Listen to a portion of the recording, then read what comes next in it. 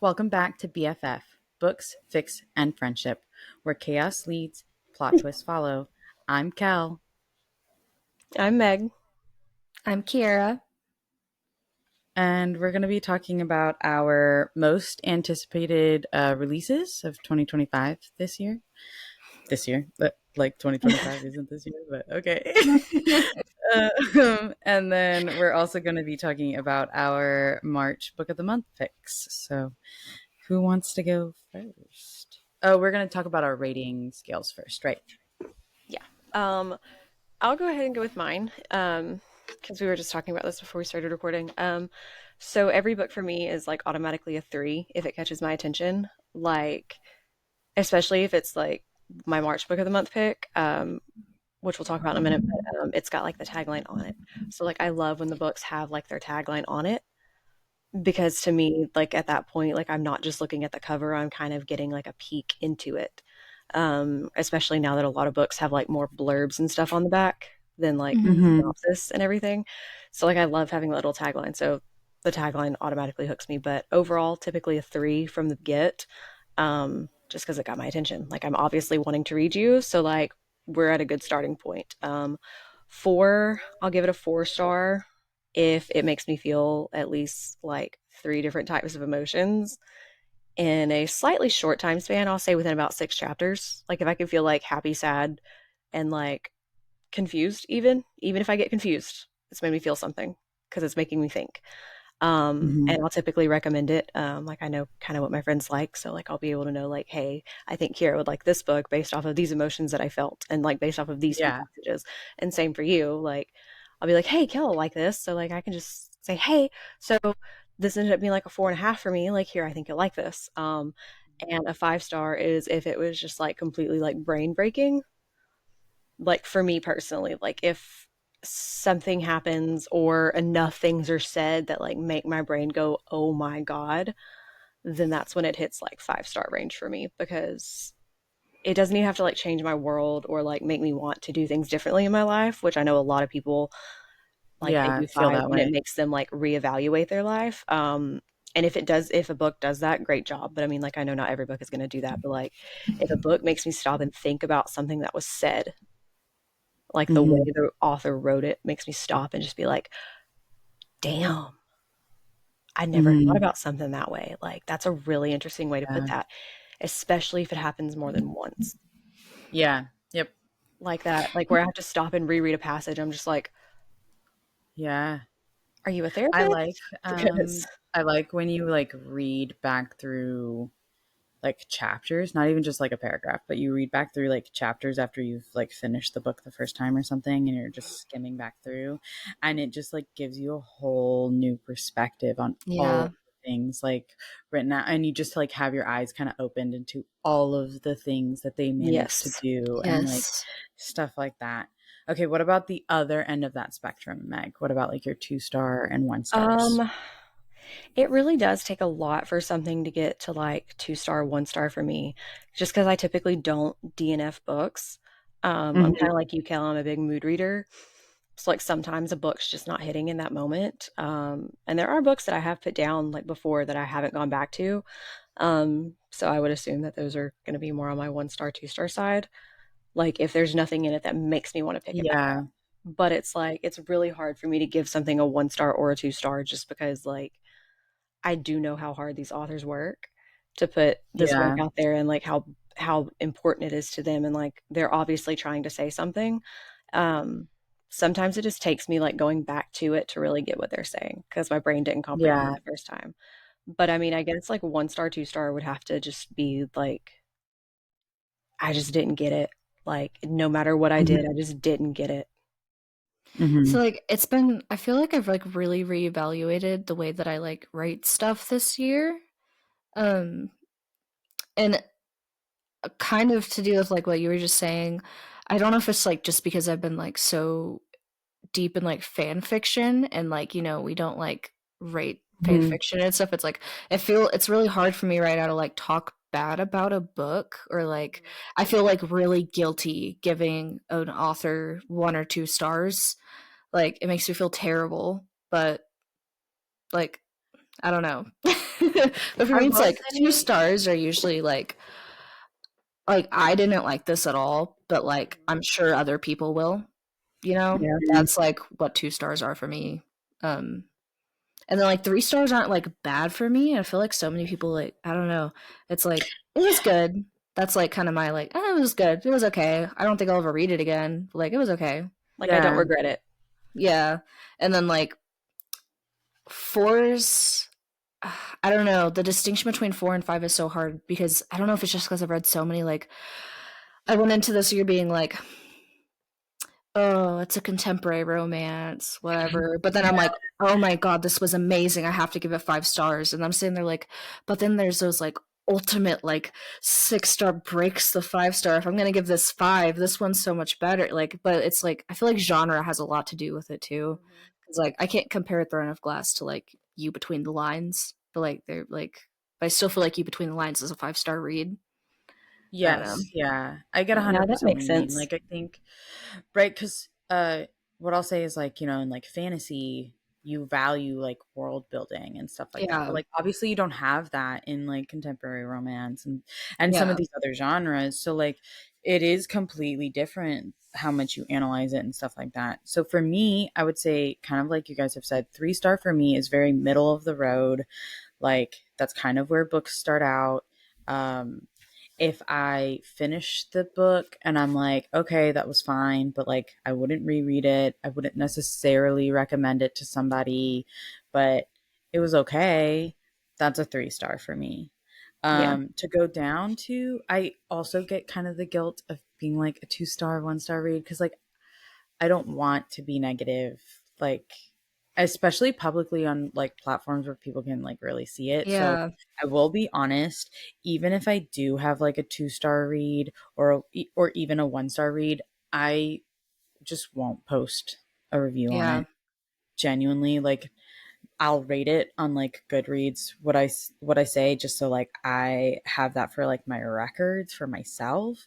But like I'm not saying anything about the story. I'm not like saying why it was that, which I know like kind of is a detraction for like other people because they kind of want to know why you think it's that way. But a lot of the times for me, it is so subjective. Like Yeah. sometimes I just don't vibe with the style of writing, like the prose of it, right? Yeah. Sometimes it's just like for me, if I'm reading a story and I feel like I can predict exactly what's going to happen and I know exactly where this is going or, stuff along that lines, like that'll drop it down to a 2 star or 1 star for me because I don't I don't want to read what I know. Like I don't want to sit there and be like, okay, this is exactly how it's going to happen or like I'm kind of dealing with this with like a series that I get into. I have a really hard time like DNFing books because I'm like, what if it Me gets better? too. What if Yeah. if Yes. I'm like missing out on the amazingness and like it does get better?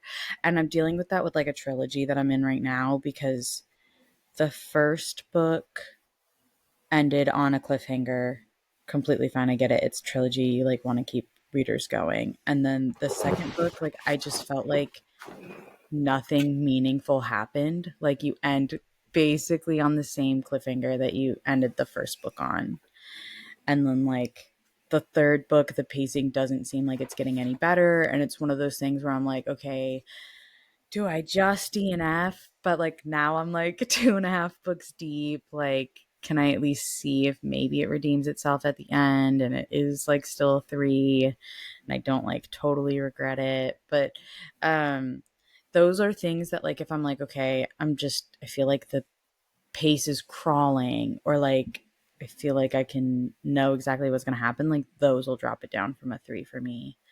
The other side of that spectrum is like a 4, again, is kind of like making me feel multiple things or like taking me by surprise in some of Mm-hmm. these like plot twists or something like that, like where you're not really expecting it, or kind of like you have this idea of like, oh, it's just a contemporary romance, like it's not going to be that deep, it's just going to be like light and fluffy and whatever, and then it like hits you with some of these like killer Yeah. lines and quotes and you're like, oh, questioning life kind of thing.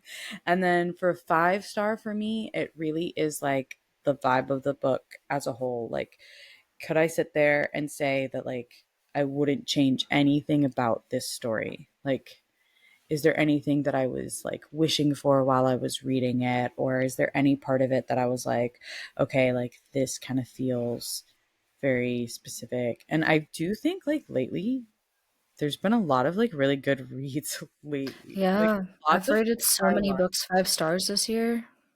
I like had a bunch that are in the 4-star, 5-star realm, like 4.5 kind of thing. And I mean, I love it because I love reading good books. Like, who doesn't? Yeah. But also at like some point, I start to like question myself. I'm like, how are they all 4 stars? Yeah. Or how are they all like this high? Because kind of like you said, like, do you rate these kind of like series that really culminate and like really took you and like sucked you in, do you rate them the same as like this little standalone that you just Yeah. whatever, right, kind of thing? So I think it's that. And then sometimes I like have to sit with it for a minute because actually like a perfect example of this is BK Barson's book, right? So when First I time and caller. yeah, when I just because I just was thinking of the heartstrings, which is like the series name, and I was like, no, what's the book? But like when I first read it, I was like, oh, this is a 4 for sure.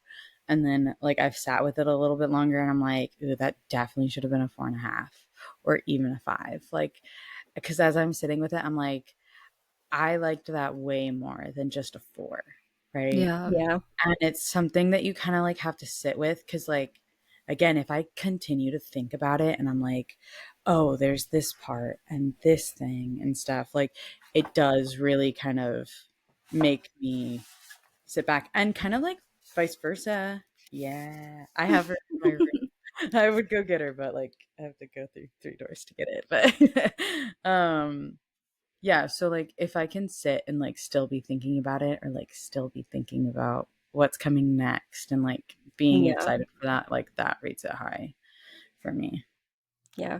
Definitely. Like, especially like if it's like almost a verbatim thing too that you're thinking about, like a quote that's just, Mhm. or a quote or two or three that's just like cycling through your head. Like that's been me all day with my pick. Like, because I've been kind of like ruminating on it since I finished it this afternoon. I've been kind of ruminating on it, and like I was even talking to Slade about it at dinner. Like we went to eat after I got back, and I was talking to him about it at dinner. I was like, okay, I texted him. I was like, I finished my book.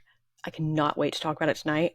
Like, can I talk to you about it later just so I can kind of get some thoughts out first? She was like, yeah, absolutely. So like at dinner, like we talked about his video game stuff that he's doing, and then like our food got there, and like we were starting to eat, and I was like, okay, can I tell you about my book now?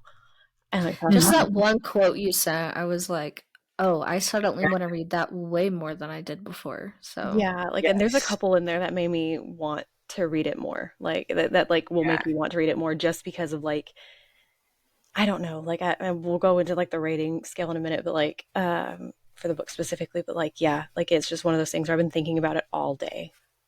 And I'm just Yeah. like I can't wait Same. to talk about it just because like it was so good. Like it was not what I expected it to be either. So I was just kind of like, "Oh, okay. That's cool." Yeah. Yeah. do we want to just I mean, talk yeah. about the books now?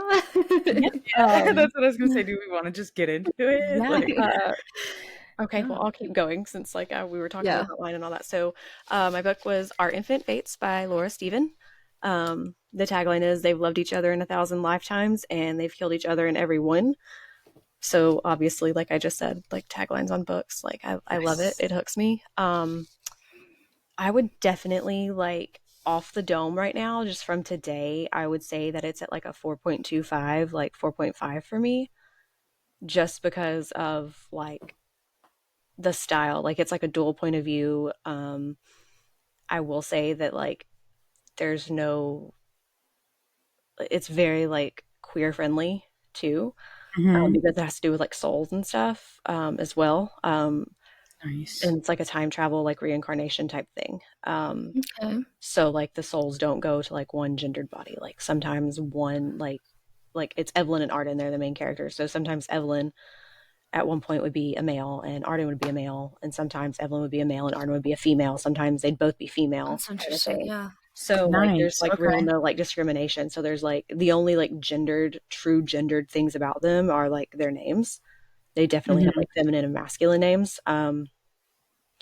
But yeah, like that quote I sent you guys, which I'm gonna have to like flip through and find because I didn't have time to mark them. Actually, I'm just gonna go to the DMs and find it. Yeah, I was gonna say, just look Um, at that yeah, I'm just gonna look it up if I can find it real quick. I'm like scrolling really fast. Okay, so it's not a super spoilery quote, but it definitely made me kind of think. It says, and so in the absence of any abiding religious convictions, this was the one blind faith I had, that love was a physical force and it was never wasted. Once it was called out into the universe, it would echo back to us forever. And there's just like so much profoundness in that for me, just because we think about love in so many different ways. And like, this isn't talking about like just pure romantic love either. Like, this is talking about like Mm-hmm. familial and friendship and like just every type of love there is. And one Yeah. thing that I really appreciated, and I'm not going to go find the quote and quote it like word for word, but there is a part in the book where Evelyn and Arden are talking, and they're talking about like how Evelyn can always be like super happy and um, empathetic and just like love and like joyful and optimistic whenever they have this fate where they like one has to kill the other. They can only die by each other's hand. They cannot kill themselves. Like nobody else can kill them. Like there's a couple of times in the book where they're in like a war and there's like things detonating all around them and like they're the only ones like not getting hurt or dying or anything because of this fate So that they have intertwined together. And she was just talking about like big joys and small joys, and she was like, you have your big joys, you know, like of like the big things in your life that happen, like, you know, you get to go travel, you get to do like all these big things, and then like you have the small joys that are just like getting tea with your best friend or eating mhm. breakfast with your best friend or watching the sunrise or watching the sunset, like those little bitty things. And she was like, those small joys end up going into big joys. And she's basically was saying that she's learned to like just appreciate them both and see them both for what they are and the importance that they have. And Evelyn is the kind of character that, and I keep saying she just because her name is Evelyn, but Evelyn is the kind of Yeah. character that just finds happiness from people. Like when people are happy, she's happy, and when people are hurting, she's hurting. And I really identify a lot with that because like I love when my friends are happy. Like I'm the stupid person over here like seeing videos of Taylor Swift and Travis Kelsey being all cute and adorable after a Chiefs game or after her concert with her running up to him and like jumping on him and giving him a kiss and stuff. And I'm just over here like, oh my God, that's so cute. Cute. Like I mean, and I do the same thing for all of you guys in the server too. Like everybody will be posting like the fun stuff that they did or like the cool thing that happened to him, and I'm just over there like just Yeah. Yeah. dancing in my chair, and Slade will be like, "Are you okay?" And I'll be like, "Yeah, so and so just had this happen today, and that's just so awesome because they've been having like such a rough week, and I'm just really glad that they have something like small, you know, that happened in the midst of all of this big stuff." And I don't know, like I really think you both would really enjoy it. Like the only thing that kept me from rating it a 5 is because it is a fantasy, so like there is like some missing world building elements, Mm-hmm. but given the focus of the story, I do understand why the world building wasn't as huge. So like Yeah. you jump in like times and places, so like years and places. So like there's part of it is like 2022 Wales, and then like there's one in like Austria Hungary, and then there's one in the United States, and then there's one in like Greece, and just random places. And it's like really really cool because you do get kind of like a peek into what was going on Mm-hmm. historically in those places. So it's really I cool. love that. Yeah, it's really interesting, and I think like it would be a fun read for you guys just because it is fantasy and the concept is a little bit different. And I will say the twist did shock me and like made me read faster. I I wanted to see. I've seen like the like pinkish purple versions that they have out, and I was like, I kind of want to go find one of those. So yeah. Yeah, Yeah. I haven't seen them because even whenever we were at the store the other day for my birthday, like um, I didn't see it. It was this cover. Hmm. Yeah. But I mean, I will say like I definitely I did like tab a whole was bunch in it. nice. Mhm. So I definitely was drawn in by the same thing that you were. Like, I definitely really wanted that one. Honestly, March had lots of good options, I feel like, for they Book of the really Month. did. I remember we were all happy Yeah. that we picked 3 different ones. I Yeah. know. Well, like, because I wanted both of the ones that you picked, but then I also wanted this one, and honestly, I'm so glad that I ended up with this one. Yeah. So I'll start talking about mine next. So I had Wild Dark Shore by Charlotte McConaghy, and honestly, I just, not that I wasn't expecting that much from this book, but like it's called a contemporary fiction on Book of the Month. I had to go look and see like what they categorized it as because I was like, I don't know that I would consider it just that because I think you get like a little bit of a different expectation. But the idea is that there's this family. They're called the Salts. It's Dominic and his 3 children. Uh, Raf, Fen, and Orly. They're Australian and they're based on an island that's close to Antarctica. And the idea is that it's like the last seed bank in the world. And it's dealing a lot with climate change and um, kind of all of that nuance and everything. And then this woman named Rowan ends up crashing onto their shores in the middle of a storm. And it's kind of dealing with her being on the island and kind of all of the things that are happening. And the like in the description, it says isolation has taken its toll on the Salts. As they nurse the woman Rowan back to strength, it begins to feel like she just might be what they need. Rowan, long accustomed to protecting herself, starts imagining a future where she could belong to someone again. But Rowan isn't telling the whole truth about why she set out for Shearwater, that's the name of the island. And when she discovers sabotaged radios and a freshly dug grave, she realizes Dominic is keeping his own secrets. And then it's like kind of all of this stuff that they have to do and like making sacrifices for the people that you love and kind of all of this. I would rate this a 5 star. There's nothing about this story that I would change. I love the way that it's written. It's kind of third person point of view, but it does shift between the different characters. You get all of their POVs. You get Dominic, Orly, Raph, Fen, and Rowan, kind of staggered throughout. And the way that the storytelling is done is it kind of jumps between present day and kind of like past events, and it does it in a way that like still keeps you guessing as to like what entirely happened.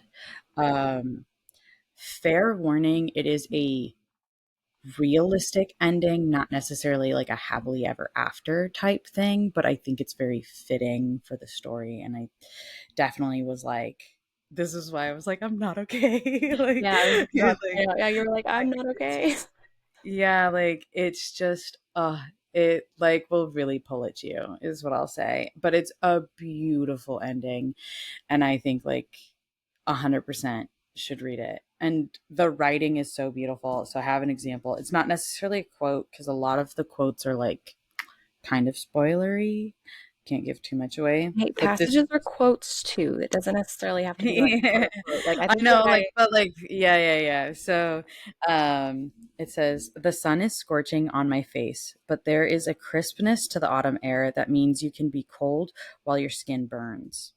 I am peering around at this land, my land, so recently acquired, and pondering how overwhelmed I feel by it. I don't know what to do here. This is all I have ever wanted, land of my own, a place to build a home. But now that I stand here, I feel dwarfed by the enormity of the space around this cement slab.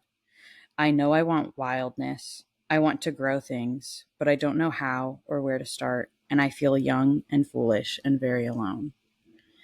Ooh, And I just like, whew, I like, whew, that's heavy. Yeah. took, took a second. I was like, man, okay, like you know exactly kind of what she's feeling, even if you don't know, like you're If you've not never literally, personally experienced it, like yeah, like, that description and can make so you wow. yeah, and so like that's the style of writing throughout the whole book. Like it's so detailed. Um, I can, even though I know nothing about like plant seeds and like seed banks and like how all of that stuff works, like it's written in a way that you don't have to, right? Yeah. And the biggest thing for me was this had a lot of stuff about like um familial relationships and like kind of I was gonna say it sounded like it like resonated with you a lot. Like that's what. yeah. So I'm trying to find because there's one. So it's like not a super big spoiler. Um, but Dominic's wife passed when like the youngest was just a baby. And he's you kind of get when he's doing his perspective like some really profound kind of thoughts, and I think that they're like they just really pull at you. So this is like two essences of him like reflecting on this. And he said, the burden of this division of labor became astoundingly mortifyingly clear to me. Oh, how I had coasted upon the back of this woman, deep in the trenches with her, and also very happy to let her learn all the things and know all the things. How many times did I ask her which sleeping bag I should put the kids in, or where the swaddles were? How many times did I pass over a crying baby, disappointed, but also, come on, let's be honest, relieved to know that they just wanted mum, and that I would never truly be the last line of defense. And I was just like, God damn, really speaking truths right there. And the the other one is about like his older kids like also stepping up and helping like with raising the baby. And it said, but they also cuddled and played and laughed and sang. They read and told stories and they loved him purely without resentment. And now he does the same for us. He nurtures and loves us. And within the sphere of my children's courage, of their generosity of spirit, I found a way to be more, to ask more of myself. It's just like, okay, damn.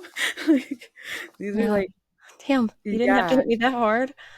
Well, and that was just something that like I wasn't expecting about like this woman who like washed up on shore of this subantarctic island, and it's like a seed bank and all of this stuff. So like there are these just like kind of like you said, like it really made me feel something. Like I'm sitting there and I'm like not expecting these emotions at all. And yet you have that kind of pretty consistently throughout. And like I really liked the pacing of the story. I know a lot of people don't like kind of going back and forth on timeline, but I do because I like kind of Yeah, piecing it together. same. And she did it kind of perfectly in that okay, you learn a little bit here and then you get like a flashback and you're like, oh, I think I've put the pieces together. And then like you Yeah. learn a little bit You more learn a and little you bit have more. another flashback and you're like, oh, Yeah, that that's was kinda how wrong. this Maybe this is. is right. And then like again, you keep doing that and like the ending, I kind of expected some of the ending, but not quite in the way that it happened. And then some of it I was like totally like, whoa, didn't see that coming. Okay, Right. listen, for that to be a thing for you, because you've talked about it before, like you're really, really good at putting things together. So for you to not Yes. really be able to get it like on the nose, that's a big deal. Yeah, and so that's like that will be something that like if I'm really taken aback or like I'm like, whoa, I didn't really see that coming, or maybe I got some of the pieces, but definitely not all of it. Like that does also kind of make it a higher star rating Yeah. for me because Yeah. then I'm like, oh, you wrote this in a way that like you are getting that suspense and you are feeling that way. So I would say that this is kind of like along the lines of like pretty suspenseful. It like definitely builds you up. There's definitely like twists and turns, and like at one point I like totally didn't see one of the things coming, and I like you get the chapter that just talks about it and I was like no. Okay, now I just definitely have to read it because if it caught Kel off guard, like I gotta see if it Yeah, caught me off guard now. Like I don't even know what she's talking about. I don't even know if it's gonna be the same part that catches me I off guard. I just no, gotta I see if I think can it figure it will out. be. Now, see, but like when you recommend it to people this way, right? Like now you're gonna go through it and you're gonna have like a fine tooth comb, and I feel like you might pick up on it, but like, I probably won't because I'm not like you. Like we've done this. We did remember the little logic puzzle you gave me with your family. Like I never finished that. Like I just gave up. I was like, my brain hurts. I can't do this. You have too many brothers. Like yeah, I can't do yeah, this. no, but like, it makes sense, like thinking about it, and like, but it's also one of those things that you just like don't expect. And I was just Yeah. like, wow, I love this. And that was the turning point where I was like, this is a 5-star read, because that played out perfectly. Like even the ending where I was like, okay, like this has ruined me, but it's ruined me like in a good Good way that way. only good books can, right? And so I was like, I'm like solely invested in this. Like, what am I gonna do? Like, how do I scratch this itch? It's so hyper specific. Yeah. Like, Oh, I love when a book can do that though. Like I love like yeah, whenever you have to just like stop, especially afterwards, because it hit a certain spot of you that Yeah. like you didn't know like you had or you hadn't had hit in a while, and now you're just like, okay, where do I go from here? I like Yeah. Like finished the it book while hangover the type kids were thing. napping. Yeah, the kids are napping. I'm like finishing it because I'm like, I gotta do it before the pod, right? I'm like finishing, and then I'm like sitting there and I'm like, but I don't want to be done. Like, I want to go back to 30 minutes ago when I didn't know the ending and just like live in that ignorant bliss for a little bit longer. Yeah, Yeah. that's how I was. Like I said, like a thing happened and like pieces clicked in mine, and then like it made me read faster because I was like, oh my God, oh my God, oh my God. And then I was like, Yeah. wait a second. Wait a Oh. second. I will point Like, out, I didn't say this a second ago. Mine is in first person. My book is first person, and it's from Evelyn's perspective. But okay. the author does do a really good job at like bringing that tension in between Evelyn and Arden, and like bringing in like other characters and like how they're affecting her and like their added like how their personalities affect her and things like that. But you do mainly only get Evelyn's perspective on it. So Hmm. yeah, I know a lot of people don't like first person, and I typically don't. But just the way that it's written so easily and like plainly and like simple. Like it's not like one of those confusing first persons. Yeah, Which I was gonna like say for me, it's first person is easier to like immerse yourself into, yeah, but like it has to be really well written for that to work, right? Yeah. Like, yeah. Like So like mine is like I don't know. Oh, did Meg, did you have something else to say about yours? no, you're good. You talk. I'm gonna find something. Yeah. So like the book I'm doing is Count My Lies. yeah. Um I'm not finished with it because I'm struggling and it's so okay, I don't normally do like psychological thrillers and the let me just read you a little synopsis. So I love psych thrillers. this is just I think it's just I don't like the character. They're very unlikable, but it's supposed to be that way. But it's so Hmm. it just makes it hard. So like Sloane Caraway is a liar, harmless lies mostly, to make her self-proclaimed sad little life a bit more interesting. So when Sloane sees a young girl in tears at a park one afternoon, she can't help herself. She tells the girl's very attractive dad that she's a nurse and helps pull a bee stinger from the child's foot. With this lie, a chance encounter, Sloane becomes the nanny for the wealthy and privileged household of Jay and Violet Lockhart, the perfect New York couple with a brownstone, a daughter in private school, and summers on Block Island. But maybe Sloane isn't the only one lying, and all that's picture perfect harbors a much more dangerous truth. To say anything more is to spoil the most exciting, twisty, and bitingly smart suspense novel to come out in years. Careful what you lie for. So, it starts out with that scene of her pulling the bee stinger from the little girl's foot. Hmm. And she's like, she's telling you the story, but the whole time she's adding these little like quips like, I wouldn't lie, really. Like, I don't know, just these little like, Oh, is it it an just inner feels monologue type? Is very, it like an inner monologue type thing? Kind of like she's sitting here, like, kind of narrating what she's saying, like, in a way, like, yeah, really- it's very like immediately like unreliable narrator, obviously, because the whole thing is about how much she lies, like constantly about Yeah. the dumbest little things. Like there's a little part in here where she says like she like the reason she knew about how to take care of a bee sting is one time she stung her foot and she told every person that she possibly could, like on the train, and and she's like, and it swelled up so bad and it was a swarm of bees. And so like the whole time it's just like her lying and lying and lying, and I'm not past that point, and I'm like, does like Yeah. it's just like I don't know, I'm having trouble getting into it reading this perspective of this like super annoying person. It's like I've met people like that. It's Yeah. just so hard. But I know it's the point, you know, like it's not like it's like a badly written character. Like she's supposed to be like that. And I don't know. My theory with like all I know is it says like she goes to nanny for this couple and all this crazy stuff happens, right? And I'm like, but she's sitting here telling us the story. Does she make all of that up? You know? Okay. Like I'm So like, is like that gonna be the twist, you know? Like I don't know. I feel like I don't know, it's teetering at a 3 right now just because like I know there's so much more to come. And I do feel like the writing is good. Um I'm just not like sucked in. I've been struggling to read it. I really have. Like I could like it took me like a week to get through just the first chapter and then like I had to really sit down yesterday and try to read more.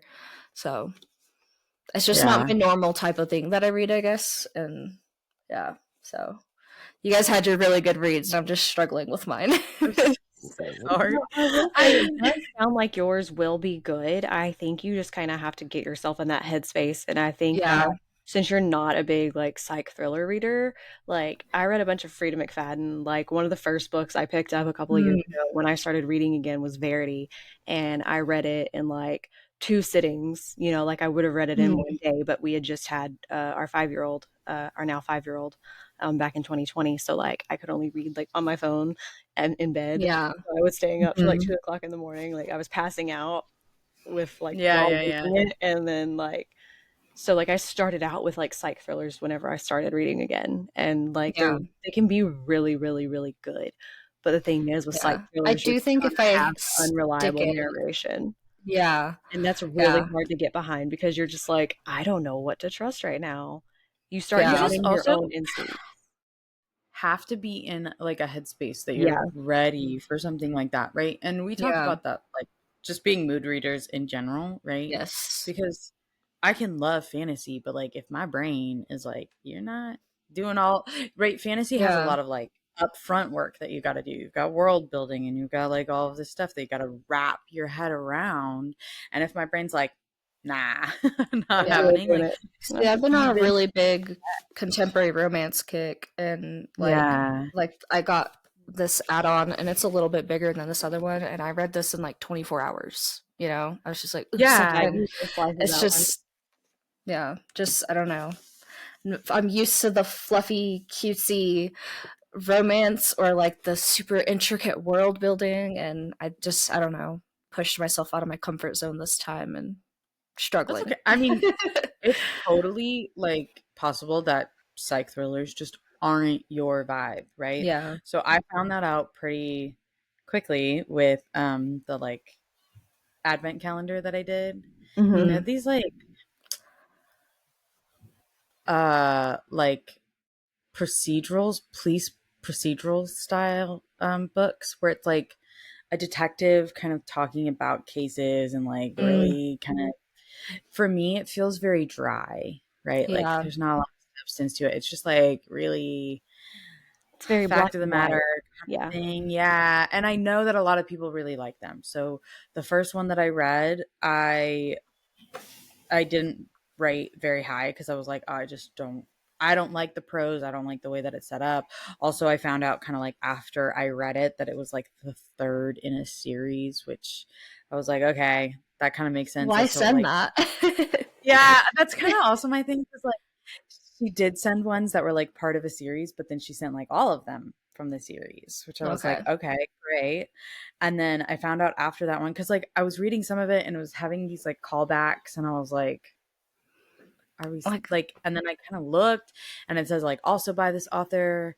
And usually if it's also by that author and it's like in a series, you're not going to show like the ones before this one. Like, you know, like you're going to show it in line or whatever, right? yeah. And so it just felt weird. Like I was like, okay, this seems weird. And I was like having a hard time getting into it and Hmm. like read through it and it like didn't get any better for me. And I was like, okay, like it's all right. And so then there was another one that I got. It's actually the one that's written by Michael Caine. Yeah. It's also Okay. a procedural, and I was like, I'm just not even gonna read it. Like, I don't think I'll enjoy it, and I would rather not have to struggle through reading it in order to try and like get that point. Because like if I already know that it's not my style, like I read like a chapter or two and I was like, no, I can't do this. Like, Yeah. and it's just one of those things where like there are people who do like those books. Like there, I Yeah. mean, there's a whole genre for a reason. Yeah. It's not a not bad book. Just yeah, it's not a bad book. It was well written. It just isn't my style. And I don't ever see it being like my style, right? There's somewhere I'm like, okay, yeah. this isn't my style right now. Like I'm really kind of like you, right? Like if you're really into contemporary romance and you're really kind of like still wanting that vibe, then like switching to a really heavy world building fantasy is going to be hard anyways. Right? So you could shelve that and be like, okay, I think I'll like this, but just like at a later date when I'm not, you know, crazy and to this genre, right? Like, They're just gonna say crazy. Another day when no, I'm just not crazy. no.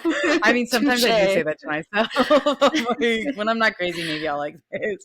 Or like, you know, it takes you a couple times to get into it or something Yeah. like that. But you know, psych thrillers are not for everybody. And like again, the narration is like really hard to get behind. And narration is a big part of reading, right? Like Yeah.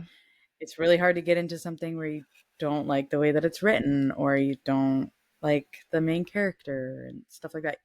And I will say, like, it sounds like the writing is good in that you're not supposed to like this character and you don't. Yeah. Like, They make I mean, her obnoxious clearly on purpose. yeah, But it's kind of Yeah. it's hard. think about some of the movies we watch. I mean, like we're not Yeah. supposed to like, you know, the Malfoys in Harry Potter. And Yeah. Helen McCroy, rest in peace, and Jason Isaacs and Tom Felton all did an amazing job at like Yeah. giving that Yeah. vibe off and like Being like bringing that to haughty life. and like, Like yeah.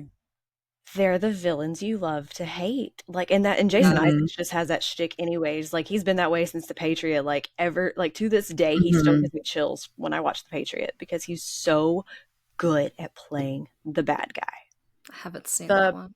Oh the my best one that I'll say is actually Imelda Swanson. I can't ever remember Staunton. her last name. Imelda Staunton, Yeah. Umbridge. Yeah. Yes, Oh, Umbridge. she's Right. amazing. So I cannot like look at the actress and not see Umbridge and how well she plays Umbridge because she plays the Queen Elizabeth in The Crown Yeah. in the later seasons, and I saw her face and I was like, I can't watch it. no, That's part of no, why I haven't continued on. you're not like you're not my queen. No. Yeah. Not that she's our queen anyways. I mean, we're in America. Come on now. Well, yeah, but like We kind of had like a but whole I was like, team no, I revolt can't watch thing. this. Well, because I loved Claire Foy in the like first couple seasons. I loved her. She's great. And then you know, when they switched actresses again, I can't remember her name, but she's in Downtown Abbey, right? I can't remember I'll have to. her name. I'll But have like to the look. middle age. Did you say it downtown? Downtown Abbey? It's Downton. Downton. Abbey. Downton Abbey. Yeah. I've been Curse our kidding. Americanization. The first time that I saw it, I definitely thought that it was like Downtown Abbey, and I was like, weird. And then like I heard someone talking about it, and they were like Downton, and I was like, that's not how you say that word. Like, Are you talking about Olivia Colman? yes. Yes, she is also. Yes. What else has she been in that I know? She was in something recently, or that I watched recently. I'm so bad with like actors and actresses' names. It's terrible. I never know names. I know faces though, and I'll be like, I'm so bad. I like don't ever watch a movie with me if you actually like want to watch it through and like just pay attention to the movie, because I sit there and I go, I know that actor's face. What do I know that actor's face from? And then I have to sit there and like I can't just watch the movie and like move on and be like, I know that actor. I'm like, I have to Google it, and I have to Google this movie, and then I have to see who the actor is. I click the actor, I see all of the movies that they've been in, and then I like scroll through until I find it. Then you end up in a and then rabbit I'm hole. like, Yes. Yeah. Oh, And they were in this then movie with this person. Oh, that person was in this movie with that person. Yeah. yeah. Or like I'm like, wow, they've been in so many movies that I know or something like that, right? Yeah. And like, oh, I'm like, wow, man, did you know that they did this? And then I'm like, okay, like I've missed 20 minutes of plot because I've It been was Secret searching. Invasion. Yeah. She was in a Marvel TV show that I watched. Oh, okay, That's what okay. it Yeah, was. so I liked her because Helena Bowman Carter's in that version with Olivia Colman because she plays The the sister. sister, Yeah. Margaret. And I also had like the same feeling. I was like, no, that's Bellatrix. That's not Princess Margaret, that's Bellatrix. Like, but it's funny because like especially in British TV and movies, like they have a lot of the same actors in like a whole bunch of different things. And so like you do see them just kind of like repeat a lot. And it's just I'm this way with any actor that like plays a role really well. I like can't see them outside of that role. Yeah, like Jason Isaacs will forever be Lucius Malfoy. I Imelda literally like Yeah. we're forever talking be about this, and Margaret. then I was like, "What movie did I just see Helena Bowman Carter in on TikTok the other day?" And I'm like looking it up. It's got uh Anne Hathaway in it. Oh, Oh. was it The Room with a View, the Oh, one that oh, they oh, posted oh. about in the server? No, it's Ocean's Um, 8. yes, Ocean's 8. Yeah, that just came Because up on my TikTok the other day, and yeah, it's I got didn't know that. Rihanna and yeah, it's got a whole bunch of people in it. I've never It's got actually Sandra watched Bullock. it. I haven't either. I haven't either. I've just seen snippets of it, Yeah.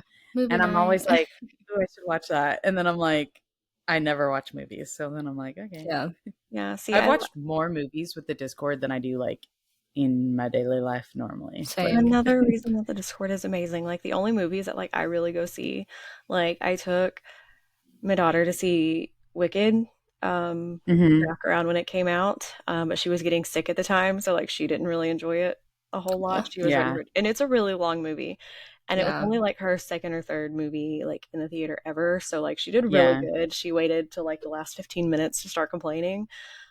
And then I told her, I was like, look, it's going to be over in a few minutes because I'd already done the math and I looked at the time. I was like, it's going to be over in a little bit, like Yeah. a few minutes. Like, if you want to lay down, just lay down. Like, but let me finish this, please, because like my heart has to hear Defying Gravity. Because if my heart does not hear Defying Gravity, like I'm probably going to cry and I will not be very happy with you.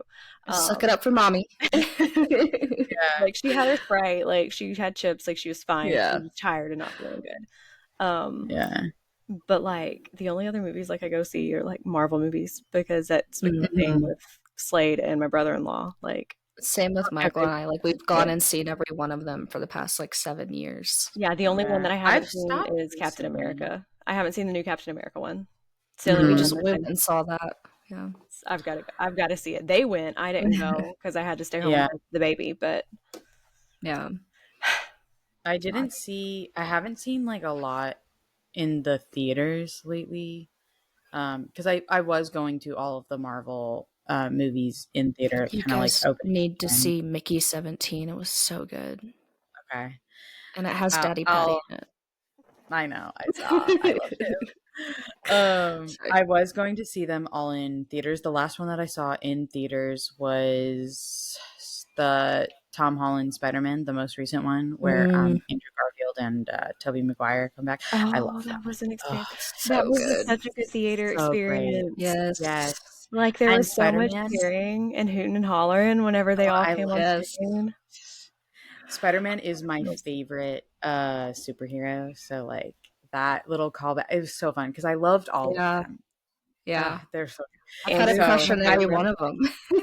I Yeah, know Andrew's been exactly, my right? top one. Andrew's been my top one. Like that's I yeah. love Tom Holland. I love Tom Holland's Spider-Man. I think He's such a I good just Spidey. love Tom it's Holland so in good. general. Like I really feel like Yes. there's no really distinction between Peter Parker and Spider-Man and And Tom Tom Holland. I Holland, really yeah. feel like I No. mean, I don't know if you guys have watched interviews, but like Tom Holland and Mark Ruffalo, like they don't get like full Yes, they scripts don't get the spoilers. Yeah, yeah, Yes. yeah. because Yeah. Because they they'll give will them away. because they're so Yes, I excited know. and so happy and like I love that because Yeah, it's such a genuine thing and like they know they're not doing it to be malicious. They know that they just love yeah. it.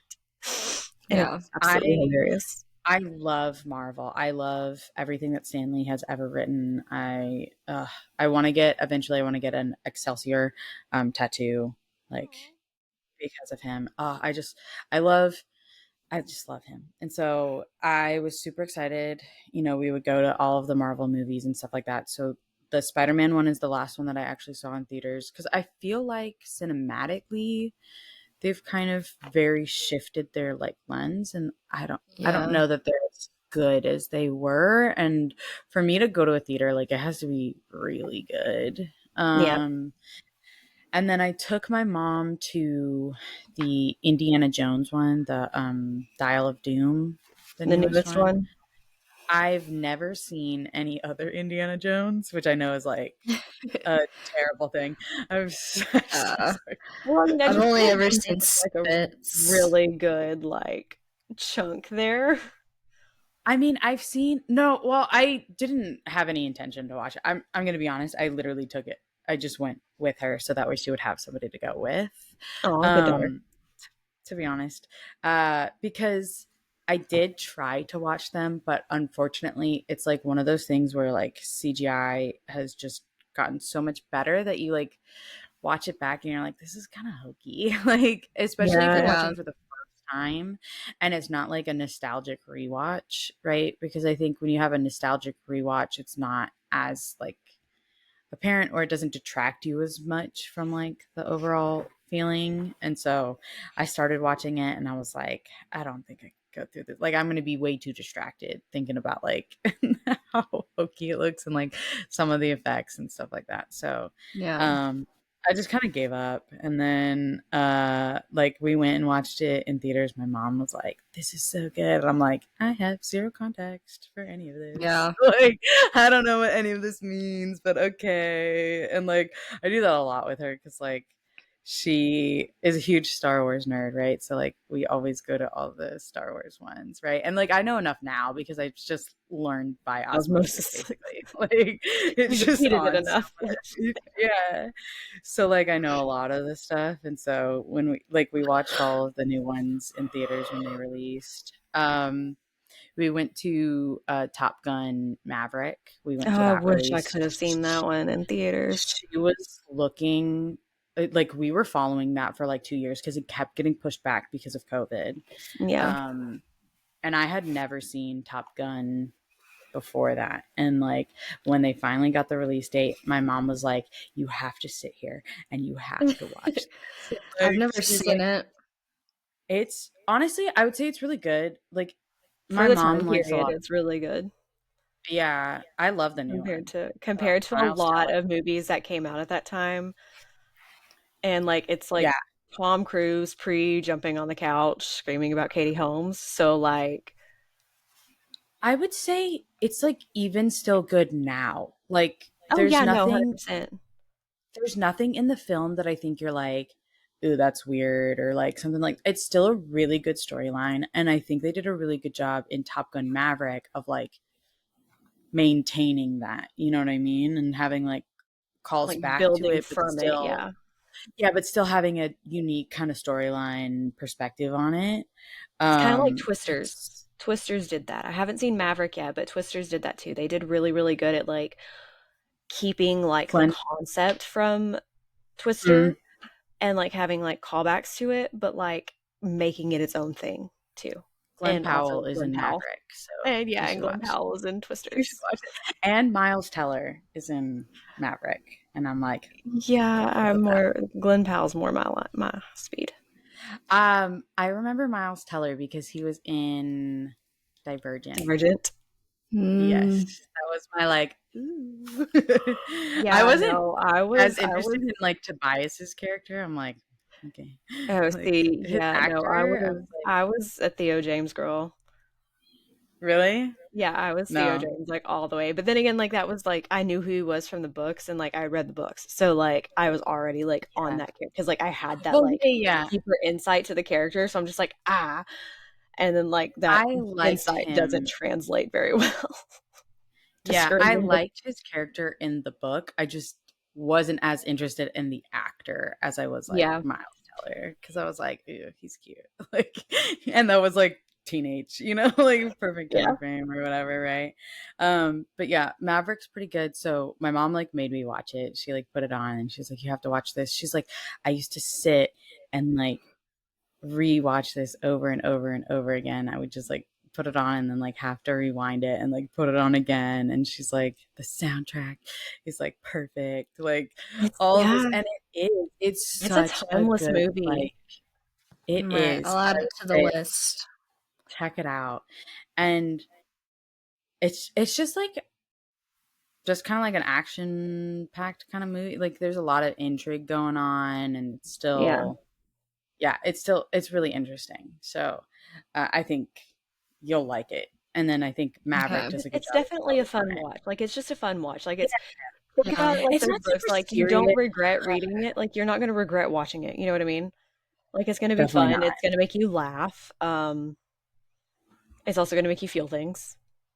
Mm-hmm. But yeah, it's just one of those movies that like it's not like if you didn't know it was filmed in the time period it was filmed, like the year that it was filmed, like you wouldn't know that, right? Oh, Hmm. by the way, fun fact, the house, when you watch it, the like house that he rides by on, I lived right by there when I was Oh, in California. Like I interesting. drove past it a couple times. Oh, that's cool. It's like I think it's labeled, and like you can go. It's like the Top Gun house. Like Yeah. it's pretty cool. Yeah, Yeah, and it's they kind of like filmed a a lot of it at the base over there in Miramar. yeah. I was about to say Uh, they did a lot of like true on location shoot. They didn't try to recreate, yeah, they did. which I do appreciate. Like they did. I Yeah. appreciate that about movies and stuff. I don't know, but I did find a passage that I wanted to read to you guys because we were talking about my book being like first person, and like I know first person can be kind of iffy, so I just wanted to show you like wanted y'all to hear just kind of like how it. Well, I lost it because I was holding it with my thumb, and then I just pulled my thumb out. Um, it's just the start of kind of a chapter. So like this chapter, it's really early on in the book, so there's nothing super spoilery. Like it starts out talking about like where she's at and like what's going on, and it just says tragedy struck the Blythe family often and hard, like a river flooding the same starry houses year after year. And it didn't matter what defenses we tried to build. There was no outsmarting this act of nature or God or the devil himself. It was human folly or hubris to think we could wrong foot forces like seasons in time, to think we could build a dam against life and death, but that didn't stop us from trying. When I was 8, my father was killed by a drunk driver on Christmas Eve as he walked home from the pub. Like, so like it introduces that Mm-hmm. first person, but then it kind of goes back to like the a few months later we buried his parents. Like, Mm-hmm. um, it's just kind of like a stream of consciousness, like a this is Yeah. what happened, not like an I felt this, I felt that, I did this, I did that. Yeah. Yeah. Yeah. So it's like an overall life narration. Um, Mm-hmm. but another quote that I did want to share from you guys. So like there's a poetry book that gets mentioned in it. Because she works at like 2022 Evelyn like works at a bookstore, and they get this poetry Okay. book, author unknown, in and it's like a poem. It's not like super spoilery or anything, but it's like a Mm-hmm. chapter break page. And it says, as I gazed upon the first bramble, I thought of how the world reinvents itself year after year, century after century, summer deepening always into autumn, winter brightening always into spring, growing new flowers from old roots. And I thought of how it feels to hold you, each season of you, our love blossoming afresh, year after year, century after century, new flowers from old roots, an eternal seed from which life will always bloom. I love I that. like that. Yeah. Like, love is Yeah. such a big focus in this story. And it's like, I know sometimes that can come off like cheap and cheesy. Mm-hmm. And I know that's why a lot of people like shy away from like, especially contemporary romances, because like it's a Mm-hmm. contemporary romance, like, it's going to be all about the lovey dovey, happy feely stuff. But like, this is just such a profound thing. And like, I swear to God, like my heart stopped and like I got like the heart clenching and like the chest tightening and like the so many Yeah. Yeah. because it encapsulates love like from like familial and romantic, and it's just kind of like a Yeah. I'm right now trying to find that like the limited edition one. See if I can get it because I want So it. I found one more one more quote that I wanted to share, and it's out of context, so it's not like super spoilery, but it is just kind of like again really profound. And it says, "But here is the nature of life, that we must love things with our whole selves, knowing they will die." And I was just like, "Well, thanks. Okay, girl." Damn, I Yeah. like That that. kind of goes along with a quote that I just read too, because it's kind of like we're just trying to do all these things, but like Yeah. And so there's like an inevitability that no matter what we do, like it's still going to happen. The tragedy is still going to happen. yeah, exactly. Ugh. And like that's a big kind of revolving theme around this because again, it is kind of talking about like global warming and climate change and like all of the effects that that's having on all of the That species area, and like yeah.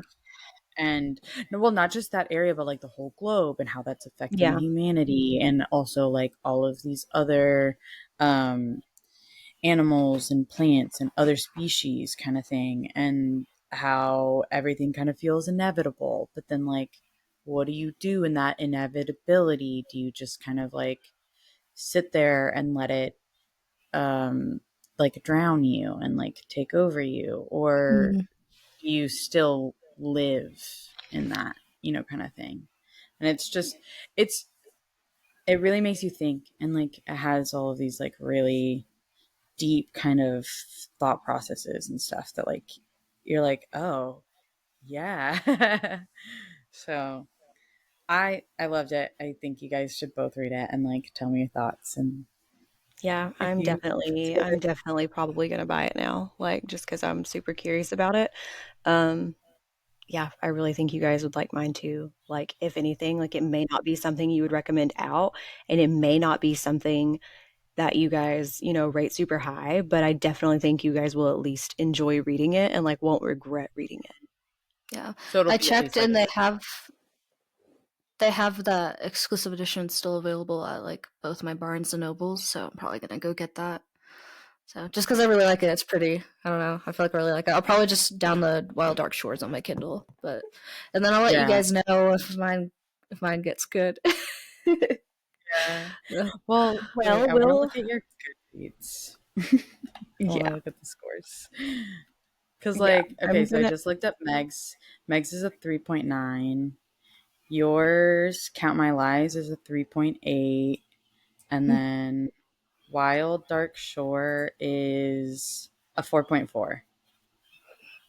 So I think we're kind of Interesting. right after Yeah, that. that is really Yeah. interesting because I looked mine up the other day and it was like not that low. It was like a 4 Maybe more point people are something. reading it because of Book of the Yeah. Month. I don't Gaining know. popularity. Yeah. I don't Yeah. know. I don't know. Well, Sometimes that's a like really big indicator too, right? Not just Yeah. how many, And it's new, not so I feel like it's gonna fluctuate some. oh, 100%. Yeah. Is yes, it a 3.89? But I will definitely say yeah, it does kind of have that whole invisible life of Addie LaRue feel, kind of like Yeah. just like the timey thing and like trying to figure all that out because that's what it is. Like they're trying to figure out like what they can do to like make this cycle stop, the cycle that they're stuck in stop, kind of Mm. thing. And like I definitely do get that vibe from it. yeah, And it's really, like I said, it's really interesting. Like I think she did a really, really good job at like weaving things together because she did a lot of Laura did a lot of the same things that yours did, where it's like you go to the past, like you learn something in like hmm Wales 2022, which is like present day. Is yeah, what I'm calling it because I that's the easiest thing.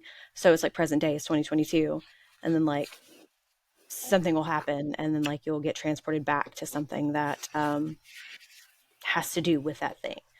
I will say there is a chapter because I feel like this is kind of important because I know like it's not super trigger warning y, like it's not like a super big trigger warning. There's nothing like super super explicit, but there is like a point in time where they are stuck in a mental institution in Vermont, and like you do kind of get like that feel, and like you kind of get a sense of like how the orderlies were, and that can be kind of rough to read. And like war and death and violence and stuff is kind of a big part of yeah, it. So that's very moderate, but like other than that, it's not like super graphic or anything. Like it doesn't talk about like limbs getting blown off in graphic detail. Hmm. Um, there is one part, I think, one life that Evelyn had that it was back before medicine was really good, like the 1700s, I think, and like Evelyn had gotten sick and sure, yeah, Evelyn had gotten like a cancer and it was like a sore on her arm and she just kind of like when she hits a certain age, she remembers like parts of her past lives. Um, Hmm. and so she'll kind of remember like, oh crap, when I'm 18, this is going to happen. Like when I'm this age, this is going to like, this is how my life is going to go Yeah. kind of thing. And, at that point she had already remembered like, okay, this is what's going to happen to me. So like, I just want to see what will happen if I let this cancer go. Like if I tell them to like not do anything about it. And like it spread all over her skin, but it Hmm. never like attacked any of her vital organs. It never attacked her bones. It never attacked anything because the only thing that can kill Evelyn is Arden, and the only thing that can kill Arden is Evelyn. So the author does a really good job at like keeping that continuity up. Yeah, Hmm. yeah, It is yeah. important with time travel type stuff, like and Yes. reincarnation style stuff. Like continuity is the hardest thing, and just the detail that went into this, I think, is just amazing. It's very, It's very so easy. good. A 4.5 for me. Just the more Yeah, I think about that's it, good. very easy I 4.5. did want to say, like, you talking about trigger warnings did remind me there is mention of suicide in Wild Oh, Dark same, Shore. same. Which So I did that say that is like they like, can't kill themselves. So, yeah, yeah, Yeah. yeah. but And like, there's a it does, it's not like super super graphic, but it is very apparent, and like yeah.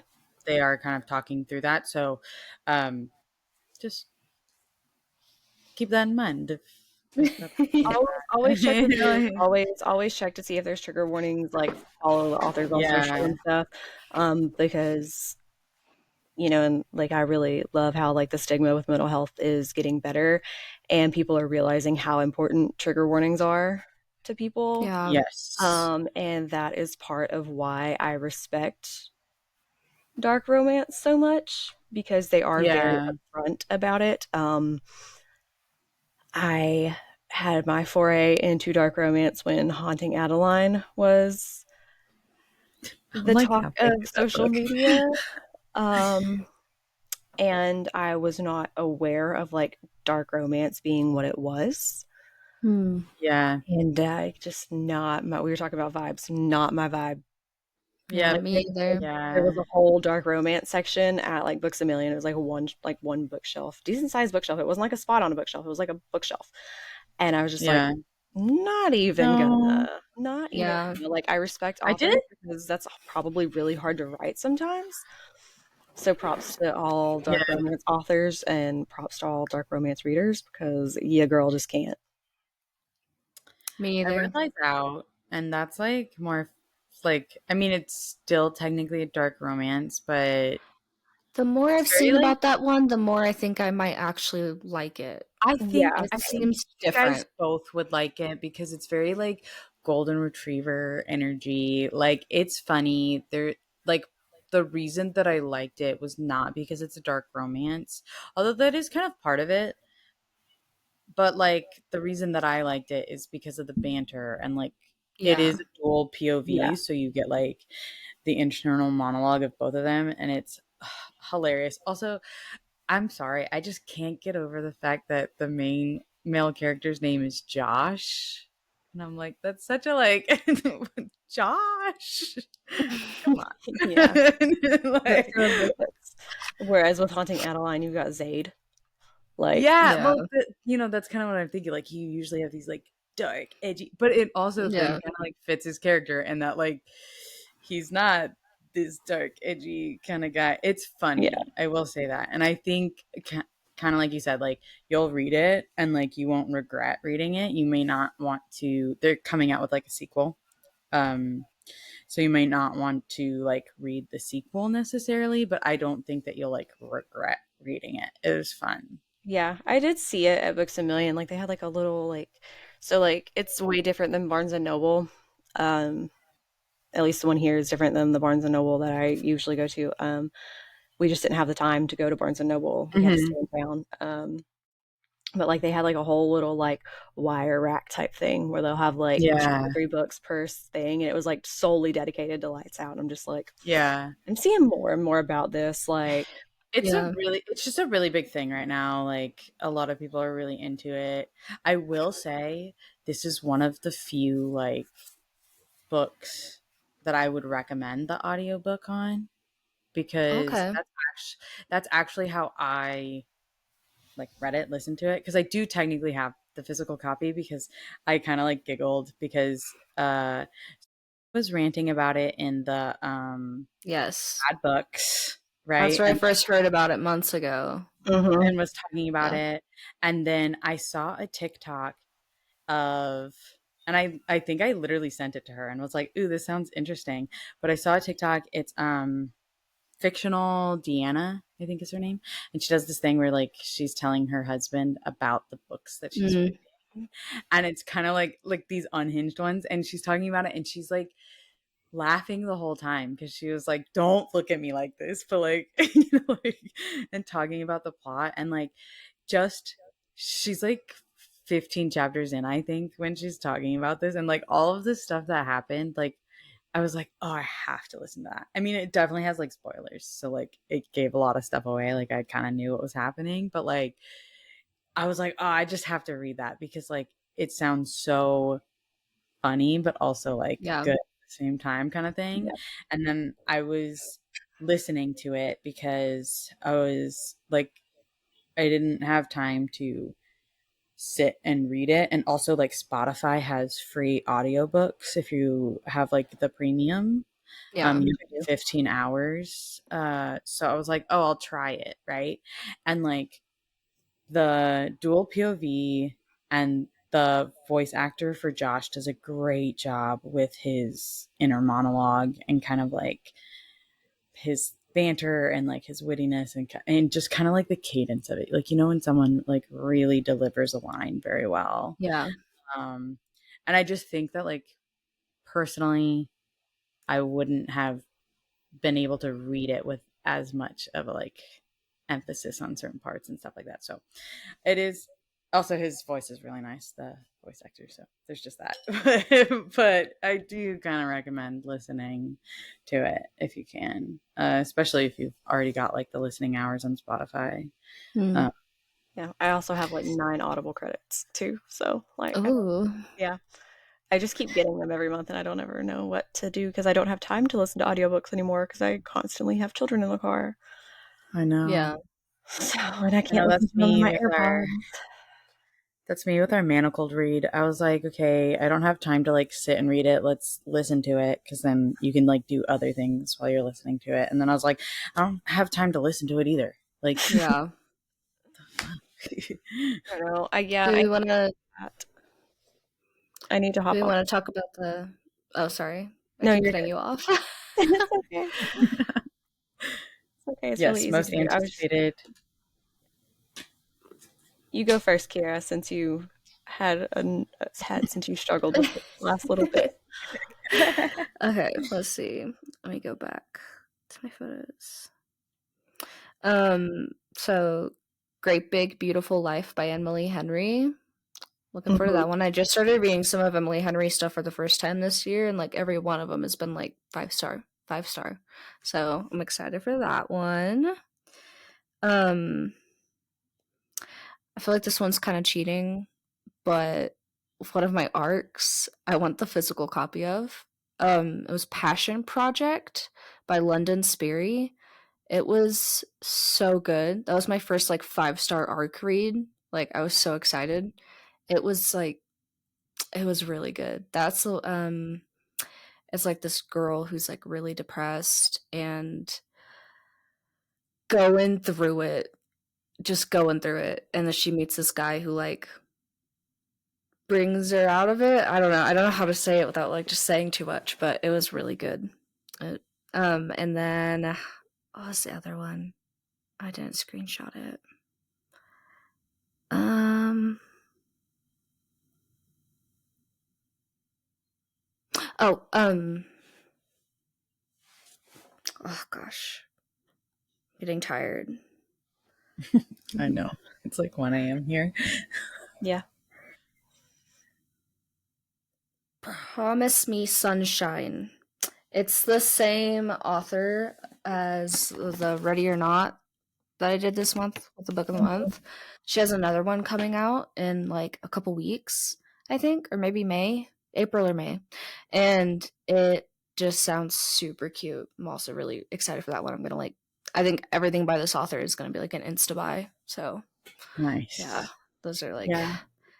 3 I'm looking forward to this year. Yeah, man, I love having instant buy authors. Speaking of like one of my three, I'll go next. One of my three is Emily McIntyre, which I know I've talked to you guys about her before, but I don't imagine a lot of people don't know who she is at this point, just because of her Never After series having blown up the way that it has. Which I have read like bits and pieces of the books that I've bought. I just haven't like sat down and like read them yet.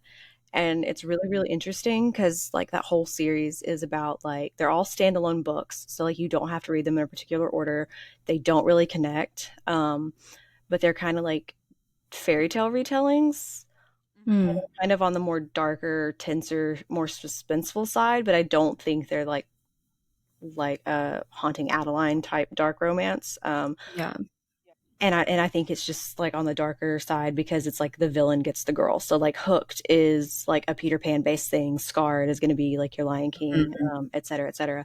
But she has she also has her Sugar. I think it's Sugar Lake. I think she's Sugar Lake series, like the Beneath the Stands, Beneath the Hood. Oh yes, I Those have. books. I've heard of those ones. And then she has another series coming out that she's releasing the first book to this fall that I'm really excited about. Just one, because she's like so super passionate about her work. Like I love watching her videos talking about her stuff. Like she's super interactive on her McCulty Facebook page. Like she'll pop in and like people will answer questions, like people ask questions and she'll answer them, or she'll just pop into chat.